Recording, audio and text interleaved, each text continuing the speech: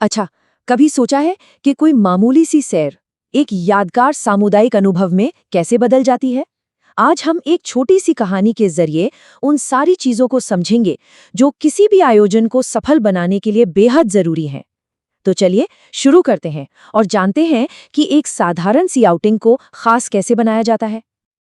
जरा इस तस्वीर को देखिए, कितनी जिंदा दिल है ना? ये हमें सीधा मेले के माहौल में ले जाती है। पर क्या हमने कभी सोचा है कि ऐसी जगहों पर बिताए कुछ घंटे हमेशा के लिए याद क्यों रह जाते हैं? आज हम इसी राज से पर्दा उठाएंगे। तो हम एक सफल आउटिंग के इन 6 मुख्य पड़ावों से गुजरेंगे।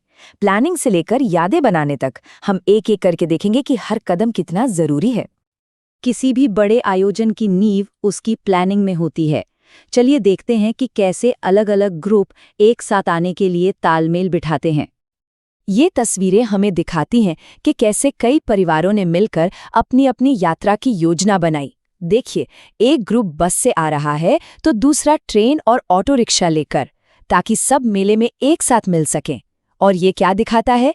यही कि जब लोग मिलकर काम करते हैं तो बड़ी से बड़ी योजना भी कामयाब हो जाती है। अच्छा, प्लान तो बन गया। अब बारी है उन छोटी छोटी मगर बेहद जरूरी तैयारियों की जो घर से निकलने से भी पहले होती हैं। देखिए, एक कामयाब सफर की नींव ना इन छोटी छोटी तैयारियों में ही छिपी होती है। पानी की बोतलें भरने से लेकर निकलने का टाइम तय करने तक हर छोटा कदम मायने रखता है। तो अब चलते हैं सफर पर और देखते हैं कि कैसे सुरक्षा के कुछ आसान से नियम इस यात्रा को सबके लिए मजेदार और टेंशन फ्री बना देते हैं। यहाँ पर जो पिता ने बातें बताईं वो बस एक सीधी साधी चेकलिस्ट है ताकि पब्लिक ट्रांसपोर्ट में सब सुरक्षित रहें। ये सिर्फ नियम नहीं है, ये एक दूसरे के लिए हमारी जिम्मेदारी भी दिखाते हैं। यहाँ एक बात पर गौर करना जरूरी है कि सुरक्षा सिर्फ बस के अंदर नहीं बल्कि बस में चढ़ने से पहले ही शुरू हो जाती है। अपने आसपास के माहौल को लेकर सावधान रहकर ये पूरी यात्रा का एक बहुत जरूरी हिस्सा है। अब हम एक बहुत ही अहम मुद्दे पर बात करने वाले हैं, वो ये कि एक समुदाय कैसे खुद को ढालता है ताकि हर कोई, चाहे उसकी कोई भी मजबूरी हो, उसमें हिस्सा ले सके। दादी जी एक आम सी चिंता जाहिर करती हैं जो अक्सर बड़े बुजुर्गों को ऐसे आयोजनों से दूर रखती हैं। ये एक ऐसी रुकावट है जिसे कई परिवार महसूस करते हैं और ये हमें याद दिलाता है कि हर किसी की अपनी सीमाएं होती हैं। और देखिए, इसका हल किसी बड़ी प्लानिंग में नहीं है बल्कि अपनों के बस कुछ प्यारे और हिम्मत देने वाले शब्दों में है। ये जो भावनात्मक सहारा है ना, यही पहला और सबसे जरूरी कदम है। तो यहाँ हम देख सकते हैं कि मदद कई तरीकों से की गई, सिर्फ दिलासा देने से लेकर व्हीलचेयर का इंतजाम करने तक।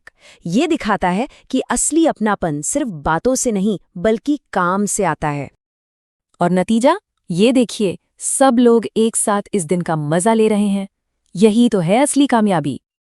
अच्छा, सब लोग मेले में पहुंच तो गए, पर क्या कभी सोचा है कि इतने बड़े मेले में सब कुछ इतनी आसानी से कैसे चलता है? चलिए पर्दे के पीछे की व्यवस्थाओं को समझते हैं।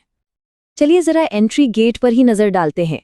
ये सिर्फ एक दरवाजा नहीं बल्कि सूचनाओं और सुरक्षा का एक सेंटर है जिसे इतनी बड़ी भीड़ को संभालने के लिए ही बनाया गया है। मतलब ये बूथ एक तरह का सेफ्टी नेट है, खासकर उन परिवारों के लिए जिनके साथ बच्चे हैं। इससे मन में एक शांति रहती है। इन सारी इमरजेंसी सर्विसेज का वहां होना ये बताता है कि लोगों की सुरक्षा के लिए कितने बड़े लेवल की प्लानिंग की जाती है। और ये एक बहुत जरूरी बात बताता है कि किसी भी इवेंट को बढ़िया बनाने की जिम्मेदारी सिर्फ ऑर्गेनाइजर्स की नहीं होती, हमारी भी होती है। जब हर कोई अपनी छोटी सी भूमिका निभाता है तो एक बड़ा और खूबसूरत अनुभव बनता है।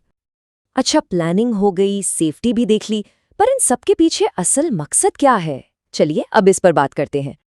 ये तस्वीर देखिए, यही तो है इस पूरी सैर का दिल। सिर्फ किसी जगह पर होना नहीं बल्कि एक साथ मिलकर खुशी की यादें बनाना।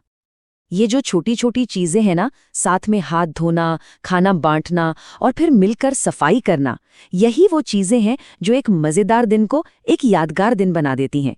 यही वो पल हैं जो हमेशा याद रहते हैं।